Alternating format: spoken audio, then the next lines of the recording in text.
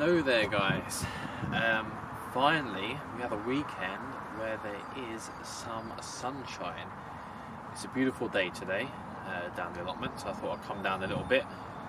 On a bit of a downer actually. I went on a date, it wasn't too, well, I didn't find it was successful as it were, so I just thought I'd come down here and just cheer myself up at the allotment, just get away from things, get away from people, just be a bit more one with nature as it were. So at the moment I'm in the outdoor kitchen area as it were, and the place is looking a bit raggedy, but that's to be expected. I haven't been down here for a long time. So today, now usually before I do anything I always go around the allotment and scope what's going on, and it's really exciting because we're starting to see things emerge as spring is not too far away from us. That's something really exciting.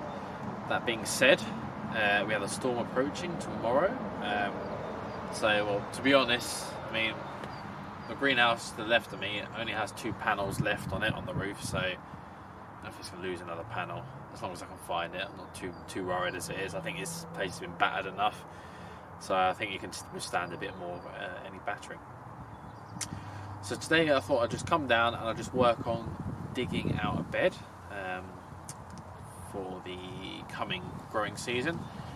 Now, for those that don't know, the way this allotment is laid out is all around the allotment we have an edible forest garden, which is basically perennial crops that are growing, and they grow all the way around the whole site.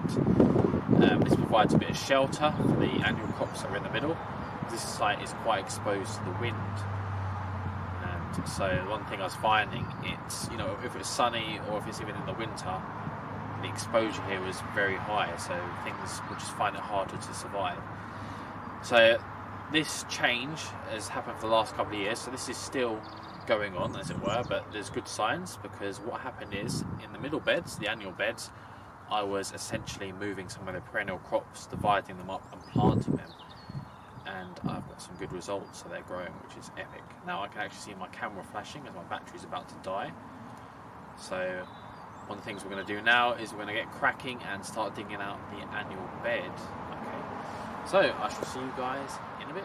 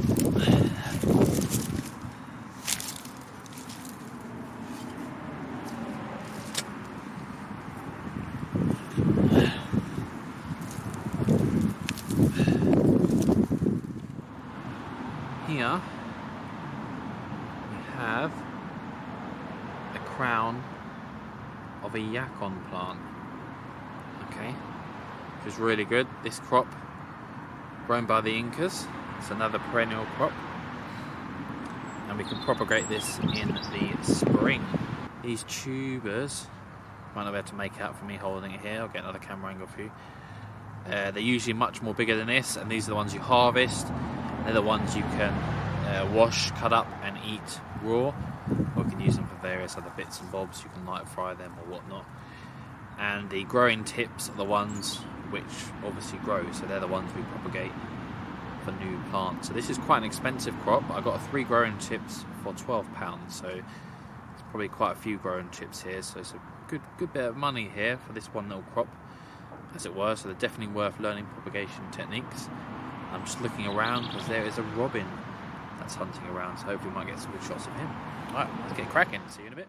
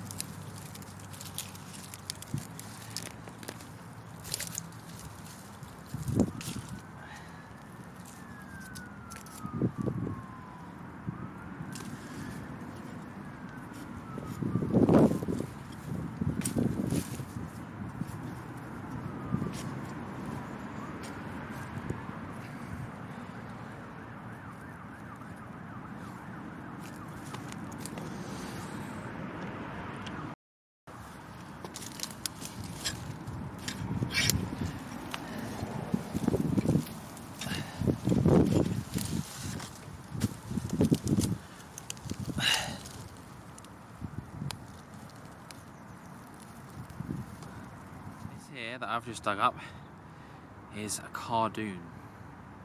Okay, now for the cardoon, I'm holding a microphone here because I haven't got another stand for it. I didn't even get my main tripod out, so I'm literally crouching down to you. So a cardoon is a perennial crop.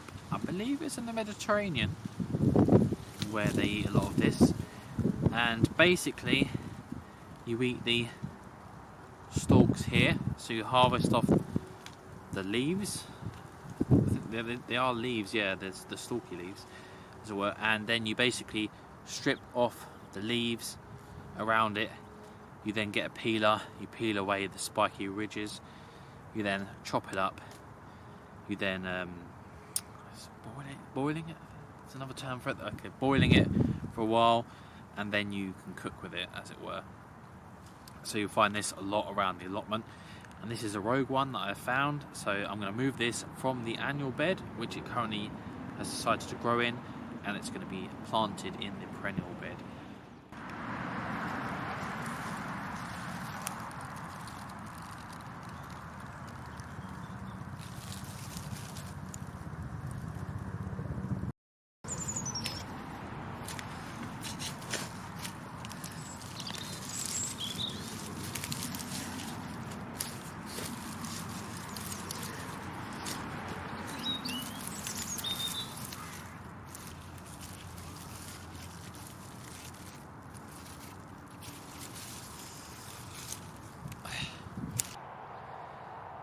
Have you ever considered that the mere act of digging is something our ancestors have been doing for thousands of years? It's incredible how much human history there is in growing one's own food. It's just mind-boggling just to think about it. All those crops out there that, you know, cultures and civilizations grew to discover and whatnot. Just stuff like that, just for me, it's just exciting stuff, you know. Anyway, we're nearly there, about halfway done. There's some bits that I can't really dig out yet, that's some brambles, because I do have lots of gloves here, but in my wisdom I put things in a safe place, which I normally then forget. So, righto, let's get cracking, we're nearly there. Let's see you in a bit.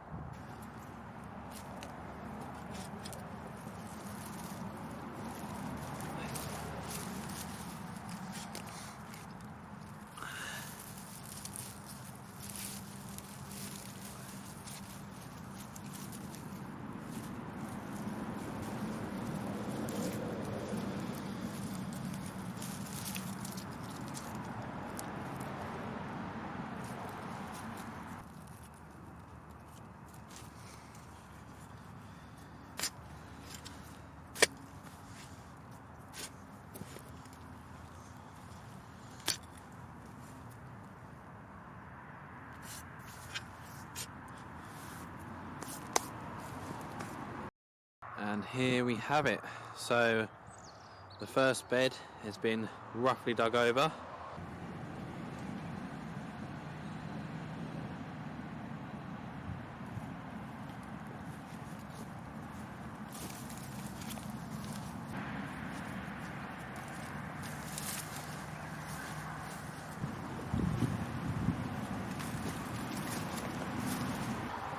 Okay guys, so there it is. Today I kind of think it was successful, even though I've been here, don't know, watch with me, a couple of hours, if that, maybe an hour. It's starting to get dark, but considering this is the first time I've actually done work on my allotment for a while, for me that's quite an achievement. Like I said before at the start, I was a bit down in the dumps, but I thought I'd come down here, and I'm feeling a bit better as well. So we probably dug over the biggest annual bed that there is on this site. And we just kind of loosely dug it over. We didn't finally take everything out, as it were. There's probably some bindweed in there that we need to get out once it starts to start growing, as it were, germinate growing. We did find quite a few nice little treasures. We found some cardoons so that we can plant somewhere else in the perennial beds that surround the site. We found obviously our banana plant is still doing fine, so I've dug that up. So the cardoons, the banana plant, they've got to go somewhere sheltered now that I've dug them up. Same with the yacon, which we found as well, which is a good little find, and the Jerusalem artichoke.